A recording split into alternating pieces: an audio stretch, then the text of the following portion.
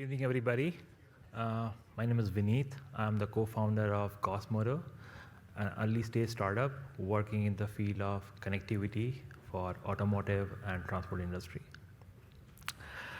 Today, I'm going to talk about how OEM can get an opportunity and disrupt and create new business model around their mobility services and their product.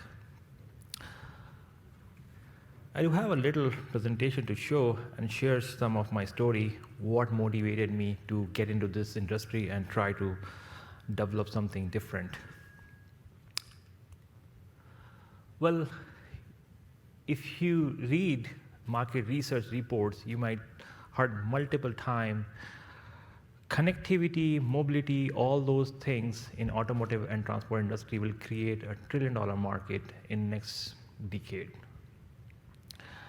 McKinsey says 1.5 trillion by 2023. And what's driving it? What are the factors? Why all the market research are saying that it's going to be a $1 trillion market and beyond that? The four major trends you might have heard a lot nowadays that's transforming everything: electrification, autonomy, connectivity, and shared mobility. And everything is revolved around the software. The software is taking the center stage. When I say software, it's enable all the technologies: AI, machine learning, computer vision, robotics, whatsoever. And this is all driven by software. Let me tell you a quick story, not too boring, quick, short, sweet. What happened? It's a ride-sharing story that happened with one of my close friends. I was sitting in my office, just finished my lunch, 2 or 3 p.m. afternoon, Pacific time. I received a call from some of my friend. She's from India. It was not usual call, like 3 a.m. at India time. Why she's calling me this time? And pick her call and ask, everything okay? She said, yeah, everything fine. What's up to? She said, I just missed my flight. I'm heading towards an airport, and it's 3 a.m. here. I was not feeling good, so I thought of calling you because everyone is sleeping back in India. I need someone who can talk right now. And I thought, maybe you must have some couple of minutes to talk to me. Sure, go ahead. And after we chatted a little bit, and she hung up. I tried to reach her back, couldn't. I was in anxiety, what's wrong? There are multiple things crossing my mind, multiple thoughts. Is she okay? I tried, no answer. And I can definitely sense a fear and agitation and nervousness while she was talking. 20 minutes passed, and I received a call again after 20 minutes. I asked, what happened? And she said, you know what, I was on a business trip, and it's a new town to me. I missed my connecting flight. I was not feeling very comfortable because a couple of days back, there is incidents happened in cabs where one of her friend's friend was a victim of sexual harassment, and it was all over in the news. And that's why I was not feeling comfortable. There's a guy who was driving me, and I just want to talk to somebody so that I feel better. And this guy should get a sense that I am with somebody, and someone is talking to me. And fair enough. And I asked, why did you hung up?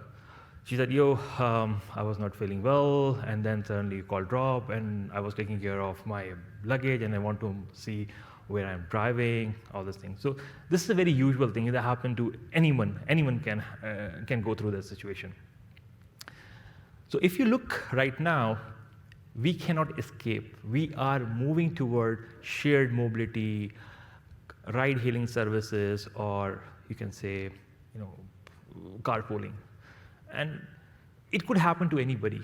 In 2019, a ride-hailing shared company, ride-hailing company, showed a report that there was approximately 4,000 to 5,000 sexual harassment happen in a particular year, and that's insane. That's North America. Think about what happened in the world. All the companies where they're providing these services, they are operating in that area.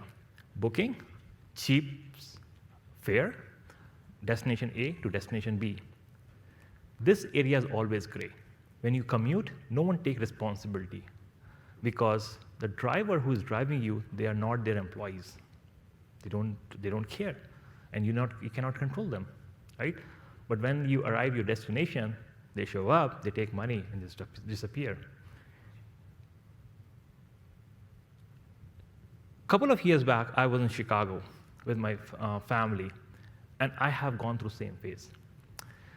I lost my office asset in the cab, and I tried to reach out to this guy, the taxi cab. He didn't never answer. I couldn't board the plane because my boarding pass and everything was there. I tried to reset. I opened my laptop to get the password, but all the passwords going to my phone. I was completely blank. I was just sitting at the airport and doing nothing. I cannot make a call, nothing. Try to reach to a ride-hailing company. There's no contact number available. You cannot reach them. All the way you can reach them through app. I don't have my phone. How can you reach them? Right? It's such a messy situation.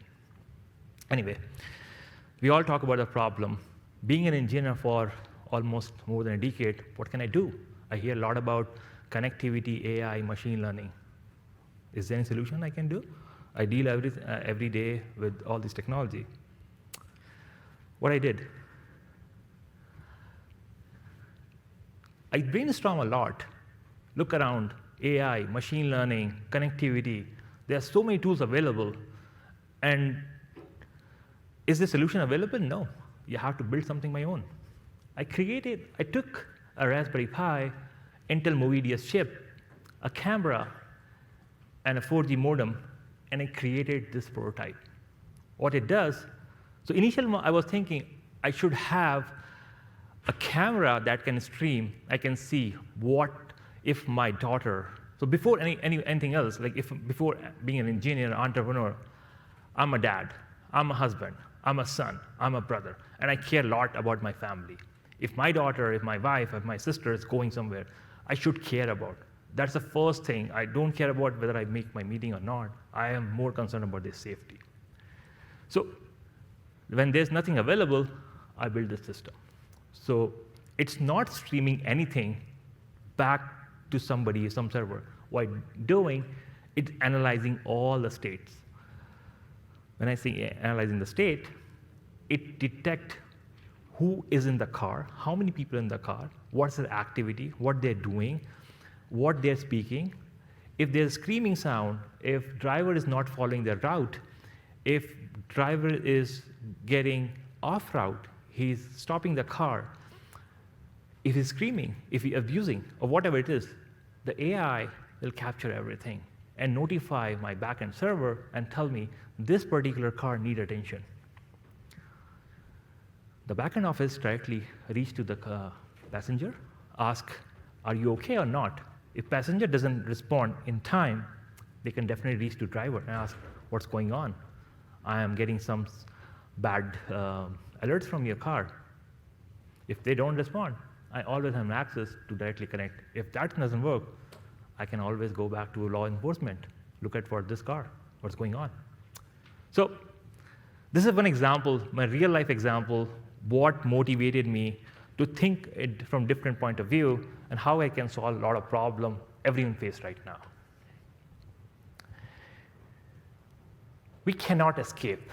We get habitual of using these kind of services. No matter what, I had a bad experience with these cabs, but I still take it. There's no option. The reason, the first thing, if I have a car, like we need to understand why autonomous vehicle, ride-hailing, P2P service, commercial vehicle taking place, why people are not buying more cars. Number one reason is Cost of ownership. You buy a car, it depreciates.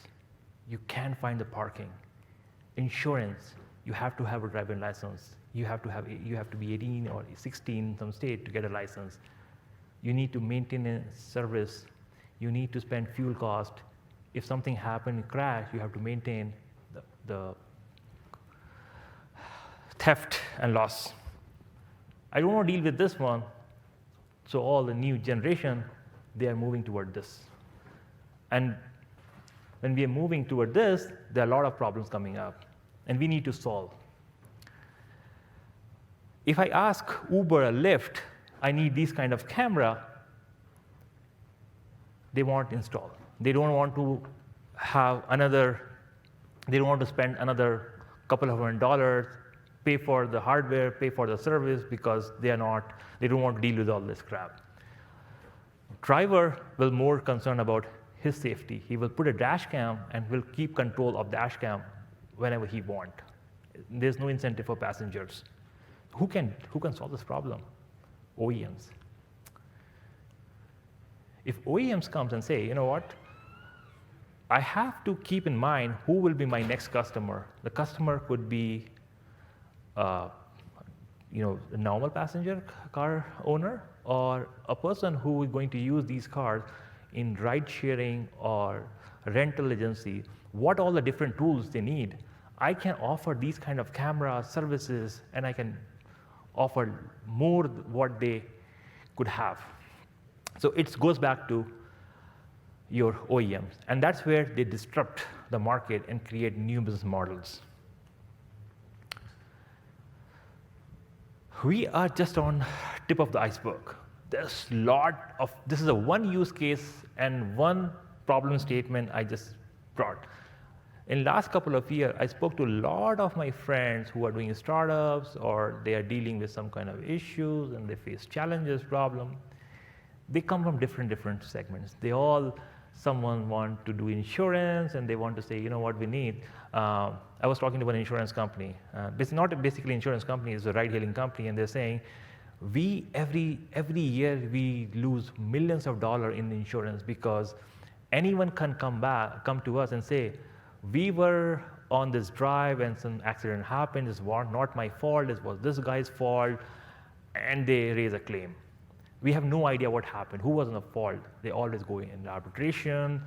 No one knows. It's a back and forth 3 or 4 months of, that's what my experience is. Like if I ever happen to be in an accident, like there are 3 or 4 months of time, you just go in back and forth, recording their victim, evidence, all kind of things, and they come up, okay, yeah, because the law says if you are tailgating someone hit by back, he should be on a fault, and this should be on a fault.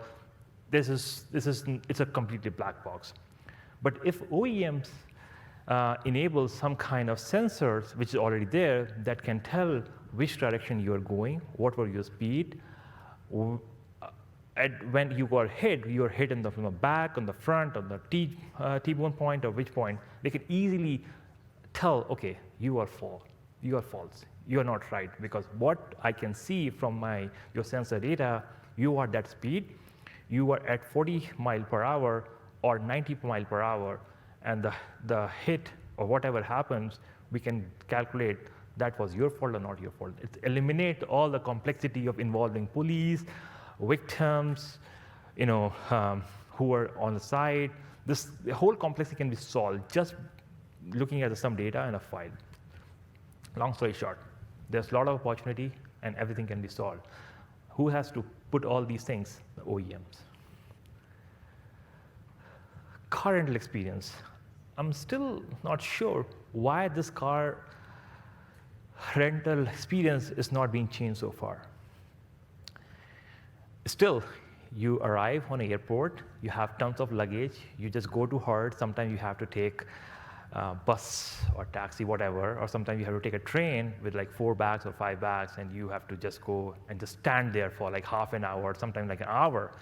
Someone will, there are 5 counters, only 1 counter is working, and my daughter is crying, a boy is crying, right? And they're getting impatient, because when you vacation, your every minute counts. You want to enjoy every minute on the beach, or you seashore, wherever, not 2 hours spending time to get your ride, right? So why this is not changed?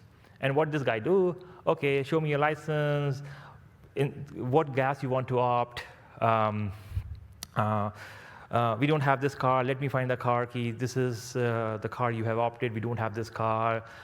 This is our contract. And then they just tell you, go to this particular slot number or this aisle number. You will find your car. And then you manage to get your car, and then you drive through. And then you have a final security checkpoint. They check your face. They ask you, give me the papers, and then, okay, now you're good to go. You already spent your 2 hours, at least 2 hours, sometimes if you're very lucky, like 40 minutes to get the car. And it still goes back, but not 2 hours, like 30 minutes you spend again when you return the car. Can't it be automated? Car rental experience should be, you have a phone, you book a car, you know which car you're getting, you arrive, you don't need to see anybody, because when you sign up for an app like Airbnb or anything like that, they have all your information. You arrive, your mobile app will tell you where exactly your car is parked. You go to the car, you sit in the car, the camera scans you, identify you're the right person, you have a license. They ask you to sign digital contract. Digital contract means, okay, this is a geolocation. You cannot go beyond this geolocation. Your speed should be like 30 mile to 40 mile or 90 mile, wherever it is. And this is the time you're picking up, and this is the time that you have to return back. If you go beyond that, your cost will be different, things like that. So you have to be, you cannot go and fight. You know what, I booked this car at that time. I picked this car, this time 4 o'clock, and give me half an hour or 20 minutes extra or whatever. Everything is digital. When you check out the car, you don't need to see the security guard to all the paper. The camera will automatically read the license plate, VIN number, your things, everything recorded. Blockchain, whatever you want to put, done. No hassle. Get in the car, 20 minutes, 15 minutes, you're good to go. Simple. Who can do that? OEMs. OEM has to give that kind of equipment and service so that all the rental car companies enable into their cars. Okay, this is always my favorite one. I spent time, I work with 2 major OEMs in US. Both, one is more on high-end side, technology side, one is more traditional side. And I learned how they think. The first thing is the cost. No one wants to spend a lot of money on their hardware. So how the iPhone cracked the competition. And I also mentioned this one in my last discussion. When iPhone came up, there's already established player, Nokia, Motorola, BlackBerry, and they all are competing against each other with new games, with FM or SD card or whatever the feature. They are all competing against each other. No one is thinking beyond just a product, right? So when iPhone came, they said, we are not going to do what everyone is doing. We were going to do very much different what traditional the phone companies are doing. And we will build a platform, not a phone. And we'll open it to everybody. Anyone can come and develop their applications or things like that, whatever they want, and they are not be handicapped by access to things. And they put all the best camera, the GPS systems, and all connectivity, everything. All the other companies are trying to make it mass market, shrinking the price. Okay, lowering the price, $200, $300. That was their competing against each other with pricing and features. Apple brought a most expensive phone, $600. But how they monetize it? They didn't sell it for $600. They sell it for $200. Unlimited plan. No one has thought about and capture the market. They didn't open for everybody. They're limited to AT&T, right? They didn't have FM. They didn't have single game. They didn't have SD card. If they would have SD card, people start putting their own audio, video, or song in it, and then iTunes will never be successful. If they never put unlimited data plan, the consumer can never get that kind of experience, what it can achieve. If they allow anyone can download any application, then they cannot monetize anything, right? So they did it very differently, and that's a strategy-wise. An ecosystem, they build an ecosystem that anyone who feel a need of application, they can build it. They put all the SDKs and everything. Rest of the OEM didn't do that. And now, barely you see any Nokia phone, or they used to be the pioneers, gone. So that's the mindset we need from OEMs. Any questions so far here? Okay. I'm getting a little bit more technical here, but it's essential to understand like how the entire OEM stack works. Where is the revenue? Everyone wants to dominate in this area.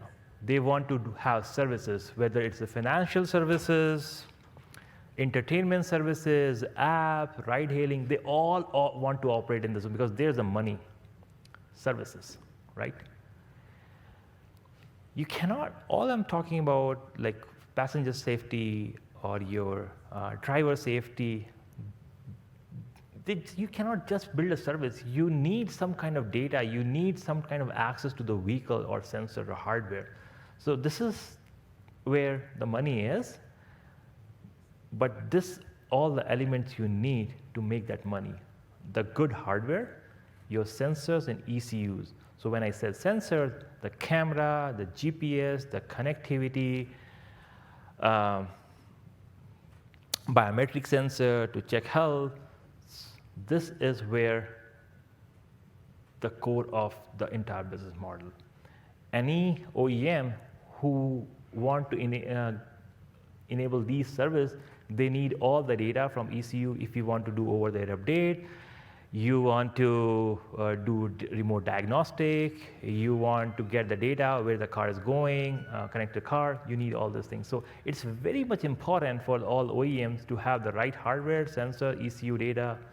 Once you have sensor data, ECU data, and hardware in place, you can do all the vehicle management. Vehicle management, I mean, to control the entire vehicle. Like you want to next generation of autonomous vehicle.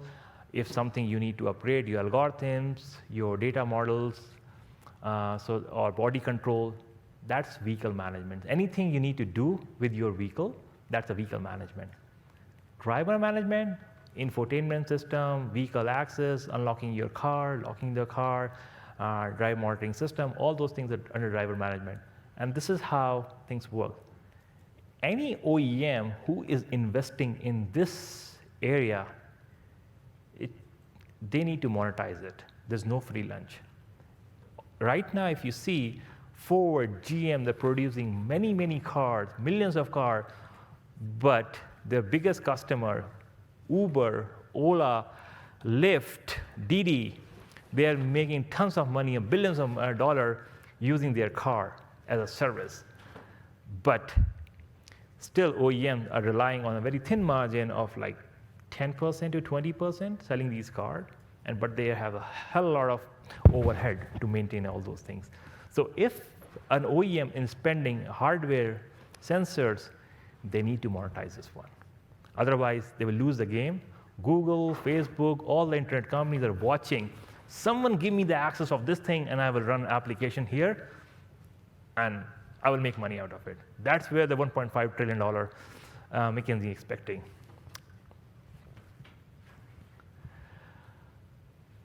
Okay, we all know things has changed. Monetization has been creeping into every industry, right? So again, it's a little technical. If you have some questions, feel free to ask.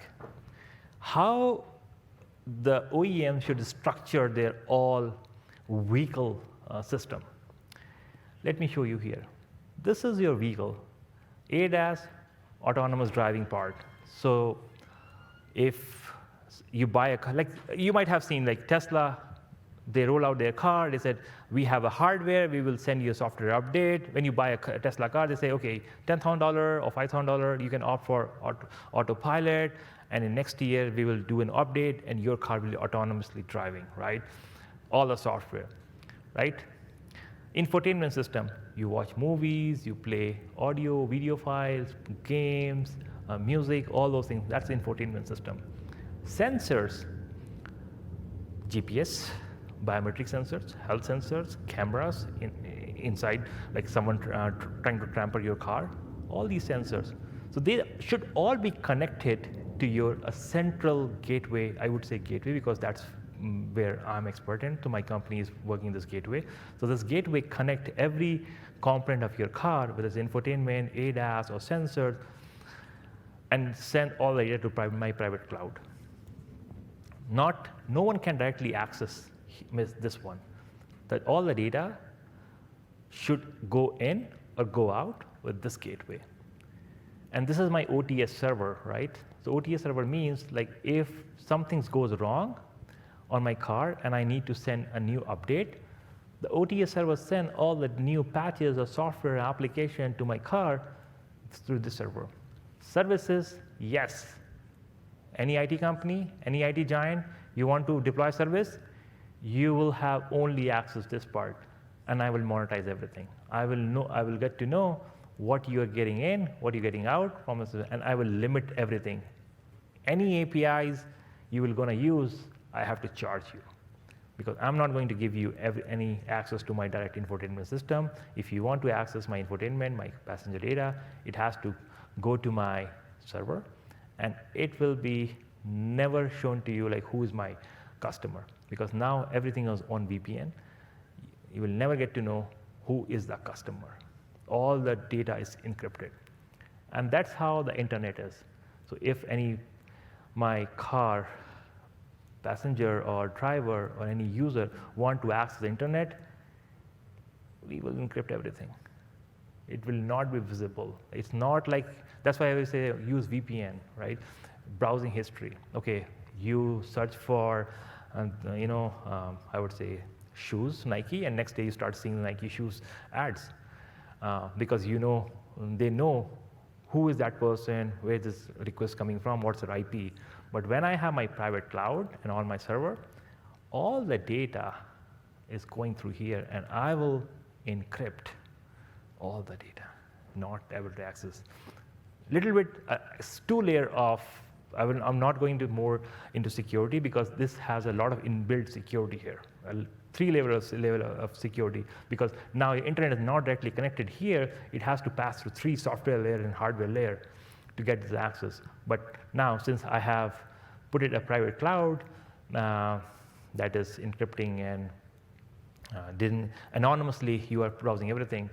I know who is my customer is and what they're browsing, but no one else, neither Google, not Facebook, anyone else. That's a way all the OEM should look forward. Otherwise, free lunch. There's no free lunch. You have to monetize it. Now, as I said, it's just the tip of the iceberg. There's a lot of business cases. There are a lot of use cases. There are a lot of business model can be built around your data, your services, what these car companies can offer. But you have to think in a manner like how we're going to give access to my customer data outside, and how we can disrupt and how one can create more services and more value to our customer. Revenue streams, multiple revenue stream. Infotainment, okay, like Apple. Anything you sell through Apple, 30% Apple take it. If you make $100, $30 goes to Apple. Same thing, you have to build your own platform. Navigation, yes, we will optimize the navigation. Route A to Route B, you can use Google, you can use us, but we will optimize more. Drive monitoring system, you fall asleep, we'll let you know, we'll alert you. You are falling asleep, wake up, otherwise slow down your car. Anti-theft, we will put all the sensor in the car. If someone stole your car, we'll track it. Different mechanism. Parking, yes. Right now, how the parking works, you have to go to a particular area and park your car. It could be you have GPS locations, and based on your server, you can tell, okay, this is a place you can park your car. We know your GPS location. Yes, this is okay to park your car, park here. And the parking rate will be depend on how long you're parking. If 2 hours, maybe $3 per hour. After that, there's a different rate. But now you get alerted because you have parked your car at that place. You're not supposed to park your car after a certain time. So you get alerted. So parking, a lot of things can be done. And you have all the sensors. OT updates, you need new feature, you need new patch, OT update. Pay per use, car can be used as a pay per use. The more you drive, more you pay. You less drive, you less pay. Servicing, you can schedule a servicing, all those things. So I don't want to go in everything. Like you can put ads, predictive maintenance, fleet management, insurance, everything. There's new business streams, and you need to know top to bottom what are the application, and to get these application, what all components are needed in a car. And OEMs start thinking about that way and put all the things a customer need to make a revenue stream. Cost reduction, eco-driving, peer-to-peer car sharing, predictive maintenance. There are so many things you can do on cost reduction side. Safety, security. If someone stole your car, we can immobilize it. We can not let the car to move from one place to another. We can trailer management. If you are connecting your vehicle with trailer or cold chain, we can do that thing. ID management, vehicle tracking, weather condition, V2X. V2X, all those things. The safety and security, that can be done in this way. So a lot of opportunity. OEM has to think what exactly they want to do in long term. How do they want to do strategically in long term to be a profitable business? One example I give more often, many operator companies, mobile operator companies, they used to manage their network and service by own. When they realize they're spending more time on services, maintenance, and technical aspect, not rather connecting to the customers. So what many companies has done, AT&T, Bharti Telecom, they outsource all the service management stuff to Ericsson. Because Ericsson, Nokia, Siemens, and all those companies, they have expertise, economy of scale. They have engineer, they can cater 10 different customers, and the price will be much lower. And all these telecom companies stop wasting time, money, resources on managing all those stuff rather than focusing on the customers. What customer want, getting more engagement with the customer, and offering product and solution what they need, rather wasting 70% of time just managing that services. So that's one of the good model OEM can definitely opt for. But again, I'm just throwing some idea. It's up to OEM how they think. They have smart people, they have strategy, they have good leadership. They can do a lot. That's all. Any question here? Sure.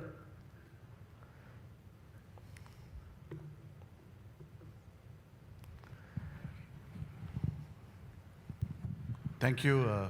That was a good presentation. I just have a question. I run a fleet, passenger fleet transportation company in Washington, Sure. DC, and for the last decade, I've been using, the GPS from various companies. Sure. And every time, generally they have a 3-year contract, right? So another company comes and shows me a greater product, and they buy over the lease.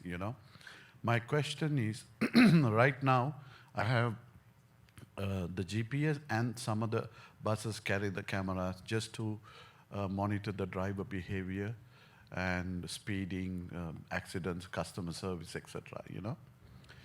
My biggest question is, now, I saw something that you encrypt certain things from your OEM, right?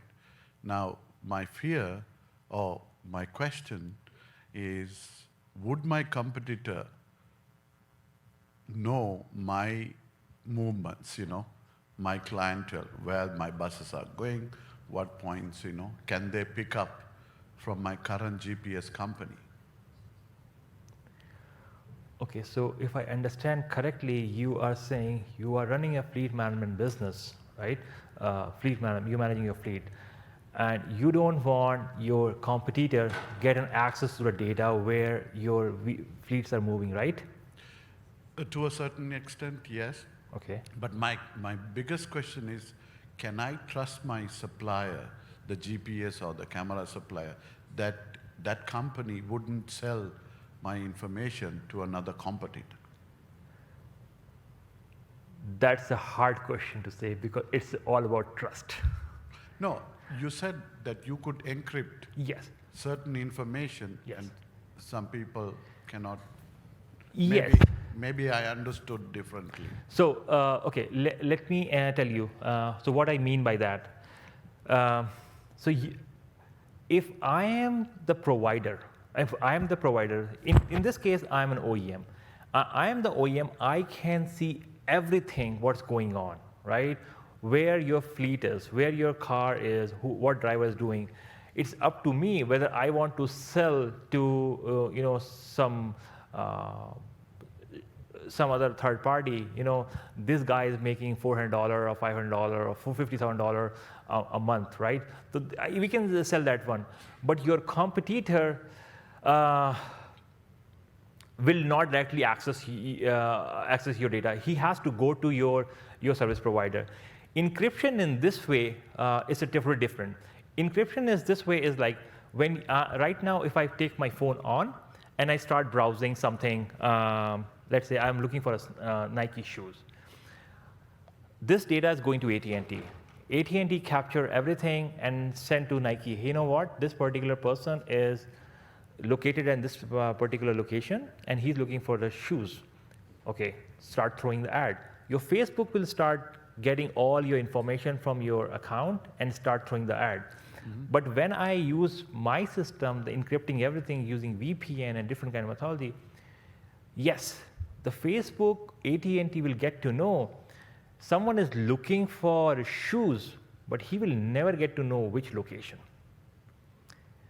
It could be Nebraska, it could be Ontario, it could be anywhere in the world. He will, your identity will not be revealed. That's the thing. So, a better example is if right now, if this is my phone, this assign an IP. The IP is assigned to my phone. A hacker directly can access to this phone and get all the data out. But what I'm doing, instead of getting all the data to my phone, I am sending all the data to my cloud. The data go to cloud, and cloud will send to third party. And when it comes in, it will go to the cloud and come here. So the hacker who is trying to hack my phone, he has to first hack my cloud, and then he can get into my system. Because now I have created an air gap between. My IP of my phone will never be visible to anybody else. So that's what I'm trying to say. Your provider can see that thing, but there are multiple other companies who want to sell their product because now they know where you are located, what's your location, what's your browsing history. They will get to know, but they will not get all your identity. Does that answer your question? Thank you. Thank you.